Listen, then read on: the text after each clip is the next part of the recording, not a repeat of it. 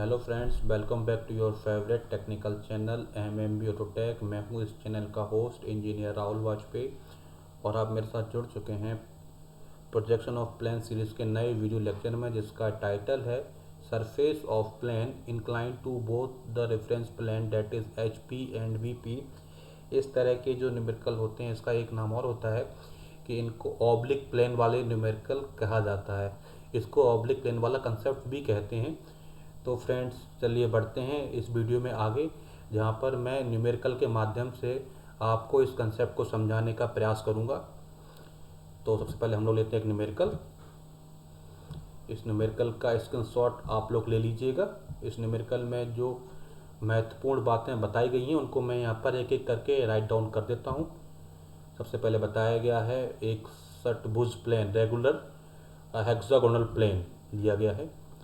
इस प्लेन की कोई नाम मेंशन नहीं किया गया है इस प्रश्न में, तो हम मान लेते हैं इसका नाम है ABCDEF। ठीक है। इस रेगुलर हेक्सागोनल प्लेन की एक साइड दी गई है 40 मिलीमीटर की। क्योंकि ये रेगुलर हेक्सागन है तो इसकी सभी जो 6 भुजाएं हैं वो सारी की सारी बराबर होंगी और 40 मिलीमीटर की होंगी। अब हम एक एक करके इसकी VP और HP के रिस्पेक्ट में जो पोजीशन दी गई है वो यहाँ पे राइट डाउन कर देते हैं। तो सबसे पहले प्लेन की क्षैतिज तल यानी HP से जो कंडीशन दी गई है वो है प्लेन की भुजा HP पर है। यहाँ पे भुजा की बात की गई है, ध्यान रखिएगा। प्लेन की भुजा HP पर है एवं हेक्सागोनल प्लेन का कोना भी आ गया है कि भुजा HP पर एवं कोना क्षैतिज तल से 45 डिग्री का कोण बना रहा है। ठीक है। तो यहाँ पे क्या बताया गया, जो प्लेन है उसकी एक साइड HP पर है, पर इसका जो कोना जो है 45 डिग्री का एंगल बना रहा है। कोना को यानी कॉर्नर की बात यहाँ पर की गई है, वो क्षैतिज तल से 45 डिग्री का कोण बना रहा है। ठीक है। नेक्स्ट, प्लेन की वर्टिकल प्लेन से स्थिति दी गई है कि छठभुज तल यानी हेक्सागोनल जो प्लेन है उसका शीर्ष दृश्य यानी टॉप व्यू अपने विकर्ण के माध्यम से 60 डिग्री का कोण बना रहा है। ठीक है। माने जो पेंटागोनल जो आपका हेक्सागोनल प्लेन है, इसका जो टॉप व्यू है VP के साथ 60 डिग्री का कोण बना रहा है अपने विकर्ण के माध्यम से। इसका जो डायगोनल है वो बना रहा है टॉप व्यू का। ठीक है। तो इसके प्रोजेक्शन ड्रॉ करते हैं। पहले सबसे पहले हम लोग इस प्लेन का साइज समझने का प्रयास करेंगे कि जो इसका शेप कैसा होगा। आपको सॉल्यूशन में किस तरह का आपको हेक्सागोनल ड्रॉ करना है। दो तरह के इसके शेप होते हैं, पहला ये और दूसरा ये वाला। ठीक है फ्रेंड्स। तो यहाँ पर जो बात की गई है आपसे, चूँकि जब साइड की बात की जाएगी आपसे कि इसका जो साइड, आपका जो हेक्सागन है इसका जो साइड HP में है या साइड कोण बना रहा है, तो आपको ये वाला करना है। और अगर कोने की बात की जाएगी, कोना जो है HP में कोण बना रहा है, ठीक है, तो हमें ये वाला शेप यूज़ करना है। तो यहाँ पे कोने की बात की गई है तो हम ये वाला शेप यूज़ करेंगे ड्राइंग में। तो सबसे पहले हम लोग एक हॉरिजॉन्टल लाइन ड्रॉ करेंगे जो कि XY लाइन होगी। कुछ इस तरह से इस लाइन की लेवलिंग कर देंगे। आप लोग जानते हैं कि XY के ऊपर होता है BP और नीचे होता है HP in the case of first angle projection. तो राइट डाउन कर देते हैं। अब यहाँ पर चूँकि ये जो आपका जो न्यूमेरिकल दिया गया है ऑब्लिक प्लेन वाला है, यहाँ पे जो प्लेन है ये दोनों रेफरेंस प्लेन से एंगल बना रहा है। तो पहले हम जो पहला वाला केस दिया गया है उसके हिसाब से सॉल्व कर लेते हैं, फिर दूसरे के हिसाब से सॉल्व कर लेंगे। ठीक है। तो पहले यहाँ पर बताया गया है कि जो आपका हेक्सागन प्लेन है वो HP, उसका जो कोना है वो जो है HP से 45 डिग्री का कोण बना रहा है। ठीक है। तो हम पहले मान के चलेंगे जो हमारा पहला वाला, जो जैसे हमने पहले इंक्लाइंड प्लेन वाले न्यूमेरिकल किए वैसे यहाँ पर करेंगे। पहले हम इसको मान के चलेंगे कि ये जो प्लेन है HP के पैरेलल है। HP के पैरेलल मान के हम इसके ट्रू शेप जो है ड्रॉ कर लेते हैं। फिर इसके ट्रू शेप को हम 45 डिग्री पर टिल्ट कर देंगे प्रश्न के अकॉर्डिंग। तो सबसे पहले हम इसका ट्रू शेप ड्रॉ करते हैं HP में रेगुलर हेक्सागन का। ठीक है। अब इस प्लेन के प्रत्येक जो इस प्लेन का हम लेवलिंग कर देते हैं। यहाँ पे हमने इस प्लेन की लेवलिंग कर दी ABCDEF। अब इस प्लेन के प्रत्येक जो है कॉर्नर से इस एक्स वाई लाइन पर प्रोजेक्शन डालेंगे। तो हमने हाँ, यहाँ पे हमने इसकी मार्किंग भी कर दी, इसकी साइड 40 mm की है। अब इसका प्रोजेक्शन डाल देते हैं। हम एक्स वाई लाइन पे प्रोजेक्शन इसलिए डाल रहे हैं क्योंकि जो हेक्सागन है वो एचपी पे रखा हुआ है, एचपी से ऊपर नहीं है, ये एचपी को टच कर रहा है। तो इसका जो प्रतिबिंब बनेगा, जिसका जो आगे प्रोजेक्शन जाएंगे वो एक्स वाई लाइन पे ही जाएंगे, ठीक है, उससे ऊपर नहीं होंगे। अगर एचपी से ऊपर होता तो इसका जो प्रोजेक्शन भी एक्स वाई से ऊपर जाते, ठीक है। तो इसका जो प्रोजेक्शन यहीं पर बनेगा एक्स वाई लाइन पे। अब सारे प्रोजेक्शन को हम लोग ज्वाइन कर देंगे, और जो आपने A B C D E F से प्रोजेक्शन डाले थे, तो यहाँ पर इनके प्रत्येक जिस जगह टच किए थे उनके हम नाम भी यहाँ पर मेंशन कर देते हैं। ए से जो आएगा उसको हम बोलेंगे A1 डैश, ठीक है। और ई वाले को ई डैश किया है, एफ से जो गया उसको हमने एफ डैश बोला है, ठीक है। बी और डी से जाने वाले को हमने B dash slash D dash बोला है, सी से जाने वाले को हमने सी डैश बोला है। अब जैसा आपको मैंने बताया था, अब हम इसको टिल्ट कर देंगे क्योंकि ये जो है बीपी से क्या नाम एचपी से 45 डिग्री का कोण बना रहा था। डायरेक्ट आप इसको टिल्ट करने में आपको प्रॉब्लम आती है। अब इस तरह से आप इसको टिल्ट कर दीजिए 48 डिग्री पे। तो हम यहाँ से एक्स वाई से एक 45 डिग्री पर एंगल डालेंगे ऊपर की ओर, जो बीपी से 45 का एंगल कहलाएगा, ठीक है। अब इस जो लाइन को हमें क्या करना है, इस पर पेस्ट कर देना है। प्रकार में आप डिस्टेंस लेंगे एफ डैश से लेकर सी डैश तक की, और कहीं पर भी इसको पेस्ट कर दीजिए कुछ इस तरह से। अब इसके बाद एक एक करके एफ डैश और प्रकार में फिर से रेडियस लेंगे, एफ डैश से लेकर ए डैश प्लस ई डैश तक की दूरी ये वाली है आपकी, इसको आप लीजिए प्रकार में और आर्क लगा दीजिए इस लाइन पर। इसके बाद A dash slash E dash से B dash slash D dash तक की दूरी को प्रकार में लेके यहाँ पर पेस्ट कर दीजिए कुछ इस तरह से। अब B dash slash D dash से लेकर सी डैश तक की दूरी को प्रकार में लीजिए और यहाँ पर आर्क लगा दीजिए। अब इन पॉइंट्स को यहाँ पर ट्रांसफर कर दीजिए,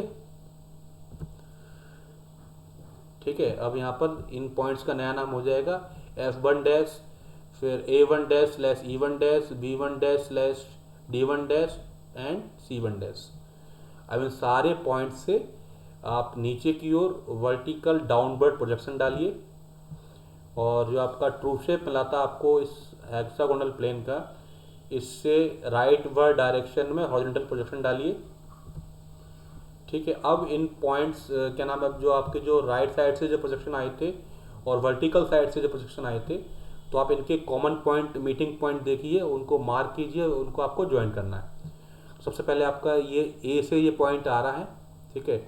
ए से आपने जो हॉरिजॉन्टल डायरेक्शन में प्रोजेक्शन डाला था वो यहाँ तक आ रहा है, और ए वाला आपका ये आ रहा है, ठीक है। दोनों एक दूसरे को यहाँ पर कट कर रहे हैं, तो यहाँ पे आप पॉइंट डाल दीजिए, ठीक है। ये हमारा बी वाला हो गया, बी से आ रहा था, बी से ये आ रहा था। अब आपका जो सी वाला ये जा रहा है, ठीक है, ये सी वाला है और सी वाला ये आ रहा है, ठीक, ने मार्क कर दिया। अब डी वाला ये आ रहा है आपका और डी वाला ये आ रहा है, दोनों एक दूसरे को इस जगह कट कर रहे हैं, तो इसको मार्क कर दीजिए। अब ई वाला आपका ये आ रहा है, नहीं देखिए ई वाला ये आ रहा है आपका और ई वाला आपका ये आ रहा है, तो ये दोनों एक दूसरे को इस पॉइंट पर कट कर रहे हैं, तो इसको मार्क कर दीजिए। अब एफ वाला फाइनली आपका ये जा रहा है, एफ वाला यहाँ पर आ रहा है, दोनों एक दूसरे को इस जगह कट कर रहे हैं। तो ये आपने इस तरह से सारे पॉइंट आपने मार्क कर लिए हैं टॉप व्यू वाले, A1 B1 C1 D1 E1 F1। अब इन पॉइंट्स को करके ज्वाइन कर दिए। सबसे पहले A1 को B1 से ज्वाइन कीजिए, B1 को C1 से, C1 को D1 से, D1 को E1 से, E1 को F1 से और F1 को A1 से। तो फ्रेंड इस तरह आपने इसका टॉप व्यू आपने जो है ऐसा प्लेन जो 45 डिग्री पर एचपी से इंक्लाइन था उसका हमने टॉप व्यू बना दिया है। अगर यहाँ पर केवल एचपी से इंक्लिनेशन की बात होती तो आपका न्यूमेरिकल यहाँ पे खत्म हो जाता, पर यहाँ पर बात यहाँ खत्म नहीं हुई है। यहाँ पे फिर इन्होंने बोला है प्रश्न में कि इस जो टॉप व्यू था, टॉप व्यू का जो विकर्ण है, ये विकर्ण F1 C1 ये VP से 45 डिग्री का कोण बना रहा है, ठीक है, सॉरी 60 डिग्री का कोण बना रहा है। इसका जो टॉप व्यू का जो विकर्ण है F1 C1 ये इस VP से 60 डिग्री का कोण बना रहा है। इस केस में आपको इसका फ्रंट व्यू और टॉप व्यू दिखाना है। तो हम फिर चलते हैं, अब हम जो VP के रिस्पेक्ट में नीचे 60 डिग्री का कोण डाल देते हैं कुछ इस तरह से, ठीक है। अब ये दूरी आपकी है F1 C1 इसको हम इस लाइन पे पेस्ट कर देते हैं। आर्क लगाएंगे, पहले हमने कहीं पे F1 लिया, उसका C1 पेस्ट कर देंगे। ठीक है, तो हमने यहाँ पर क्या किया, इस लाइन पर F2 C2 हमने मार्क कर दिया है। ठीक है, ये हमने दूरी यहाँ पर इस लाइन पे मार्क कर दी, F2 C2। ठीक है, नीचे F2 है और ऊपर C2 हो गया। अब हम क्या करेंगे, हमें ये वाला पॉइंट मार्क करना है, A1 वाला जो आपको दिया A1 वाला पॉइंट, यहाँ पे A2 हो जाएगा ये। तो हम प्रकार में दूरी लेंगे F1 A1 दूरी है, तो उसको हम यहाँ प्रकार में लेंगे, यहाँ पर रखेंगे F2 पर और एक आर्क लगा देंगे ऊपर की ओर। अब हम फिर आएंगे C1 पर और C1 से दूरी लेंगे कितनी, A1 वाली, और C2 पर रख के एक आर्क लगा देंगे। ठीक है, ये आपका पॉइंट हो जाएगा A2। इसके बाद फिर हम F2 पे दोबारा आएंगे और F2 से B1 की दूरी यहाँ पर प्रकार में लेंगे और F पे प्रकार को रख के आर्क लगा देंगे ऊपर की ओर। फिर C2 पर आएंगे और C2 से B1 की दूरी लेंगे प्रकार में और C2 पर रखकर केंद्र मान के C2 को आर्क लगा देंगे, इसका नाम दे देंगे B2। सिमिलरली अब नीचे आएंगे, हम यहाँ पर नीचे का हमें ये E1 और F1 वाला पॉइंट भी मार्क करना है। तो हम जो है D1 वाला पहले पॉइंट मार्क करेंगे, प्रकार में हम डिस्टेंस लेंगे C1 D1 और C2 को केंद्र मानकर आर्क लगा दिया हमने। ठीक है, अब इस प्रकार से फिर F को मान के कर देंगे, पॉइंट आपको हो जाएगा D1। फिर इसके बाद पुनः F2 पर आएंगे और E वाला पॉइंट हमें मार्क करना है, तो प्रकार में दूरी लेंगे F1 E1 और आर्क लगा देंगे। अब जो है C1 पर आएंगे और दूरी लेंगे C1 E1 और आर्क लगा देंगे, ये आपको पॉइंट मिल जाएगा E2। इन सारे पॉइंट्स को आपको ज्वाइन कर देना है एक एक करके। यहाँ पर हमने सारे पॉइंट्स ज्वाइन कर दिए हैं, तो यहाँ पर ये आपको इसका जो टॉप व्यू था उसको आपने विकर्ण के माध्यम से 45 डिग्री पे आपने घुमा दिया है। तो एक आंसर तो आपका ये हो गया। अब हमें करना है जो है इसका फ्रंट व्यू चाहिए हमें। तो फ्रंट व्यू के लिए क्या करेंगे, हम जो सारे पॉइंट्स आपको थे A2 B2 C2 D2 E2 F2, इन सारे पॉइंट्स से ऊपर की ओर वर्टिकल अपवर्ड प्रोजेक्शन डाल देंगे कुछ इस तरह से पहले। ठीक है, और यहाँ से आपने डाल दिया जो है, जो आपका इधर से आपको राइटवर्ड प्रोजेक्शन डाल देने हैं। और आपको क्या करना है, इनके कॉमन पॉइंट आपको आइडेंटिफाई करने हैं फ्रंट व्यू के लिए। तो सबसे पहले हम लोग देखते हैं, ये आपका A2 वाला पॉइंट जा रहा है इधर और A1 डैश वाला पॉइंट आपका ये आ रहा है, तो आपको यहाँ पर पॉइंट मिल जाएगा आपका। ठीक है, इसका नाम दे दीजिए A2 डैश। अब B2 वाला पॉइंट आपका ये आ रहा है, B2 वाला प्रोजेक्शन आपका ये आ रहा है, B1 डैश वाला आपका ये आ रहा है। तो उन्होंने एक दूसरे को यहाँ पर कट किया, तो आपका पॉइंट हो जाएगा B2 डैश। ठीक है, अब इसके बाद आपका C2 वाला पॉइंट, आप C2 वाले पॉइंट से प्रोजेक्शन आपका ये जा रहा है ऊपर की ओर और C1 डैश का प्रोजेक्शन आपका ये जा रहा है। यहाँ कहीं पे इस जगह दोनों प्रोजेक्शन एक दूसरे को कट करेंगे, तो यहाँ पे आपका पॉइंट हो जाएगा C2 डैश। अब D1 डैश से आपने जो राइटवर्ड डायरेक्शन में प्रोजेक्शन डाला था वो ये लाइन ये जा रही है, और D2 से आपने जो प्रोजेक्शन डाला ऊपर की वो ये आ रहा है। दोनों एक दूसरे को यहाँ पर कट करेंगे। ठीक है, इंटरसेक्ट करेंगे इस जगह पर, तो ये आपका हो जाएगा पॉइंट D2 डैश। अब हम E और F मार्क कर लेते हैं, फिर हमारा सॉल्यूशन मिल जाएगा हमें। तो E वाला जो आपने E1 डैश से आपने जो प्रोजेक्शन डाला राइटवर्ड डायरेक्शन में वो ये है, ये लाइन जा रही है इसकी, और E2 से आपका ये जा रहा है। दोनों एक दूसरे को यहाँ पर कट कर रहे हैं, देखिए इस पॉइंट पे इंटरसेक्ट करेंगे दोनों एक दूसरे को, तो ये आपका पॉइंट हो जाएगा E2 डैश।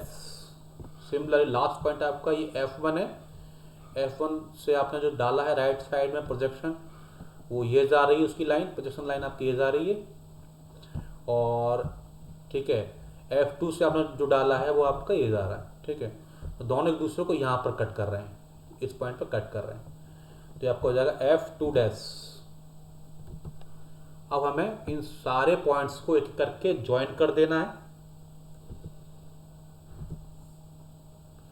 B2 को आपने C2 से मिलाया, C2 को आपको D2 से मिलाना है, D2 को आप मिलाएंगे फिर E2 से, और E2 को आपको मिलाना है F2 से, और F2 को आप मिला देंगे A2 से।